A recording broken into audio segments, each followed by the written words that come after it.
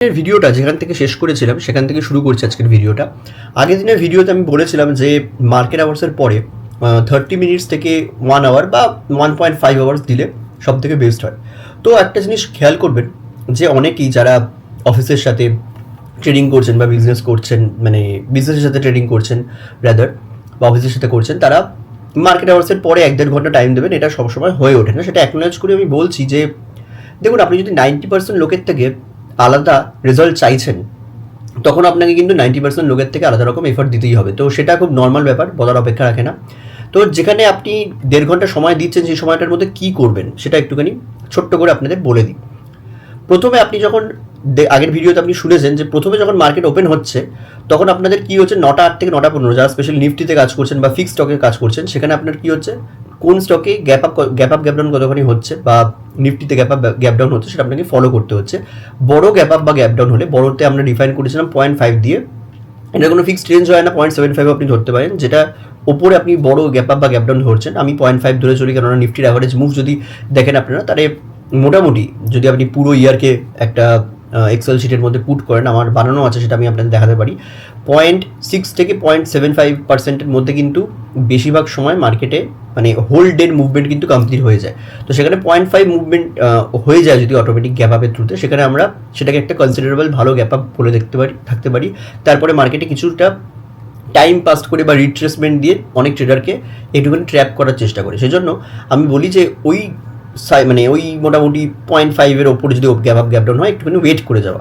কিন্তু যদি 0.5-এর মধ্যে ওপেন হয়, মানে ধরে নিন 26,000-এর নিফটি, 25,000-এর নিফটি আছে, 24,000 ধরে চলছে, এখন 24,000-এর আশপাশেই ঘুরছে অনেকদিন ধরে, 24,000-এর নিফটি, তাহলে ওর 0.5% কত আপনারা ক্যালকুলেট করে দেখবেন। 24,000-এর 0.5% মানে মোটামুটি 120 পয়েন্ট মতন, 120 পয়েন্টস।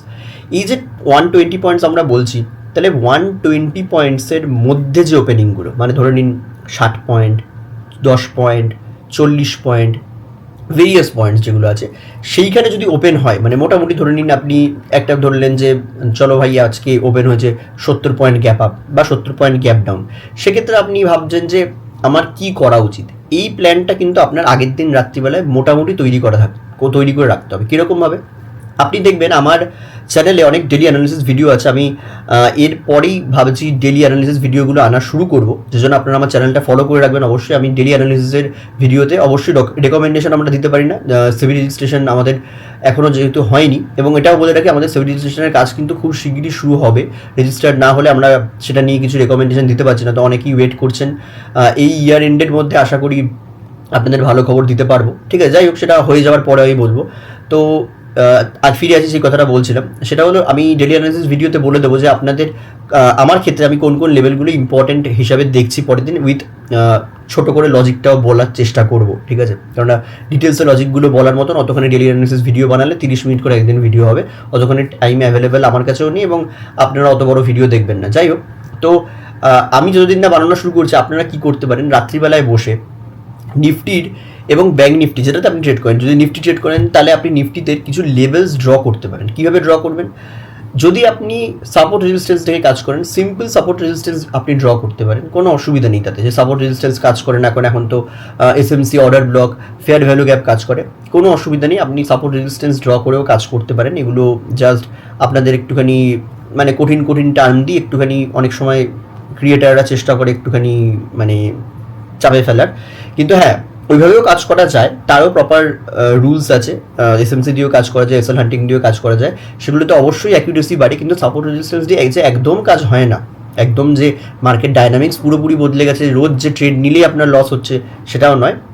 তো ট্রেন্ড লাইন, সাপোর্ট রেজিস্ট্যান্স সব দিকেই কাজ হয়। হ্যাঁ, অ্যাকিউরেসি এখন আগের থেকে অনেকটা কমে গেছে, কেননা মার্কেটে ওটা দেখেই বেশিরভাগ লোক কাজ করে। যাই হোক, তো আপনি সাপোর্ট রেজিস্ট্যান্স নর্মাল যেরকম ড্র করতে আপনারা শিখেছেন, সবাই ইউটিউবে বিভিন্ন ভিডিও দেখে আপনারা মানে ওটুকু তো আইডিয়া করেই ফেলেছেন। না হলে আমি বেসিক যারা নতুন দেখছো তাদের জন্য আমি ভিডিও আনবো এগুলো নিয়েও। এবার কথা হচ্ছে, এটা আপনি ড্র করলেন, এছাড়া আপনি একটু খেয়াল করে রাখবেন, আপনার যদি মাল্টিপল স্ক্রিন থাকে ভালো কথা, না থাকলে বিভিন্ন ব্রোকারে আজকাল মাল্টিপল ট্যাব ওপেন করার সুযোগ দেয়। যেমন জিরোদাতেও আছে, আপনি চার্ট খুলেন, ওপরে রাইট সাইডে একটা স্কোয়ার মতন বাটন থাকবে, সেখানে আপনি মানে ক্লিক করলে আপনার অনেকগুলো ট্যাব ওপেন হয়ে যাবে, মানে একটা স্ক্রিনের মধ্যে আপনি মাল্টিপল ট্যাব, সেরকম প্রত্যেকটা ব্রোকারই আছে। আমি আলাদা করে নাম বলছি না, গ্রো, জিরো ধান, সহি, এগুলো প্রত্যেকটাতেই আছে। এটা মাল্টিপল ট্যাব ওপেন করে আপনি যেটা করতে পারেন, আপনি প্রত্যেকটা স্টকের একটা আইডিয়া করে নিন আগের দিন রাত্রিবেলায় বসেই।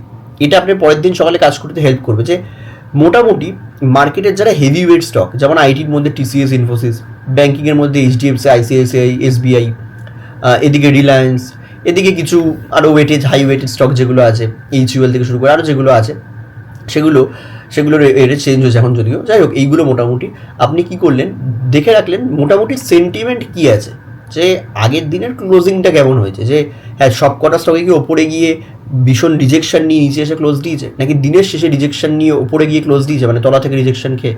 তাহলে আপনি মোটামুটি একটা ক্লোজিংয়ের সেন্টিমেন্ট বুঝতে পারবেন, এবং মানে পরের দিনের যদি ওপেনিংটাতেই আপনি এই ট্যাবটা আবার ওপেন করে বসেন, আপনি সেগুলোর ওপেনটাও চোখের সামনে পাচ্ছেন। তো আপনার একটা আইডিয়া হয়ে যাবে যে দেখো এই স্টকগুলো কালকে একটা পজিটিভ ক্লোজ দিয়েছে, আজকেও মোটামুটি ফ্ল্যাট টু গ্যাপ আপ হালকা ওপেন হয়ে আবার পজিটিভ মোমেন্টাম শুরু করছে। তো এই মোমেন্টামটা হয়তো পরের 1 ঘন্টা আরও কন্টিনিউ হবে। এই মোমেন্টামে কিন্তু আপনার নিফটি মোটামুটি 70-80 পয়েন্ট বার করে দেবে, যেটা আপনার কিন্তু ইনিশিয়াল ট্রেডটা নিতে সুবিধা করে দেবে। তো বোঝাতে পারলাম জিনিসটা, কেন আগের দিন রাত্রিবেলা আপনার টাইমটা দেওয়া উচিত।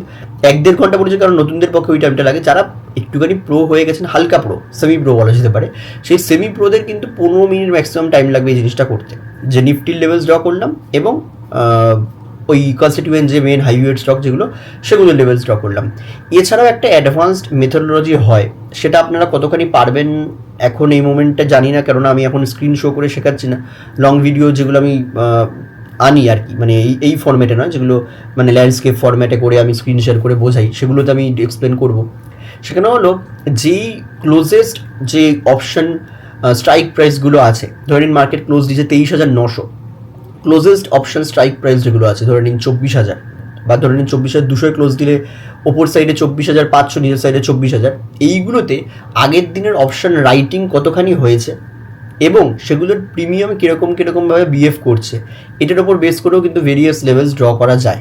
এটা আমি একটা হিন্ট দিয়ে রাখলাম। এটা নিয়ে খুবই দারুণ একটা কনসেপ্ট। এটা নিয়ে আপনারা যদি ভিডিও চান আমাকে জানাতে পারেন, ঠিক আছে। ডিএমএ কমেন্টে অনেকে কমেন্ট, মানে এরকম আমার বলেছে যে কমেন্ট করলে বাড়ির লোক জানবে যে আমি স্টক মার্কেটে কাজ করি। তো এরকম লোকজনও আছে যারা বাড়িতে আবার লুকিয়ে স্টক মার্কেটে করেন। তো এইগুলো খুব মানে ভুলভাল জিনিস, যে বাড়ির লোকরা স্টক মার্কেটটা নিজেরা আইডিয়া নেই বলে সেটাকে গ্যাম্বলিং বাড়িয়ে দিয়েছেন, এবং বাড়ির অন্য লোকে যারা শিখতে ইচ্ছুক তারাও ঠিকভাবে কাজ করতে পারে না। তো যাই হোক, যেটা আপনি কমফর্টেবল, কমেন্ট করে হোক, মেসেজ করে হোক, আমার নাম্বারও দেওয়া থাকে ডেসক্রিপশানে, বা অন্য ভিডিওগুলোতেও দেখতে পারবেন, সেখানে আপনি মেসেজ করে আমাকে বলতে পারেন। তো আমি সেটা নিয়ে তাহলে একটা মানে বুঝতে পারবো যে লোকের ইন্টারেস্ট আছে কিনা, তাহলে আমি সেটা নিয়ে একটা ভিডিও বানাবো। কারণ এই কনসেপ্টটা কিন্তু সবাই ইউজ করে না জেনারেলি। এবার কি, সেই কনসেপ্টটা ইউজ করলে আপনার অনেকটা অ্যাকিউরেসি বাড়ার একটা চান্স থাকে। আমি বলবো না সেটা একেবারে মানে এমন একটা জিনিস যে আপনি না জানলে বিশাল কিছু প্রবলেম, কিন্তু হ্যাঁ অবশ্যই সেটার মার্কেট পার্সপেক্টিভ কিন্তু আপনার চেঞ্জ করে দেবে। কারণ আপনি একেবারে ডিরেক্ট জিনিসটার উপর হ্যামার করছেন, যে জন্য মার্কেট মুভ করে আর কি, অপশন সেলারদের এসএল নেওয়ার জন্য, সেখান থেকেও কিন্তু কিছু লেভেলস ফাইন্ড আউট করা যায়। তো এটুকু বলে আজকের ভিডিও এন্ড করছি। দেখা হচ্ছে নেক্সট ভিডিওতে। ভিডিওটি ভালো লাগলে যাই হোক সেটা বললাম না, লাইক কমেন্ট যা করার করতে পারেন। Thank you.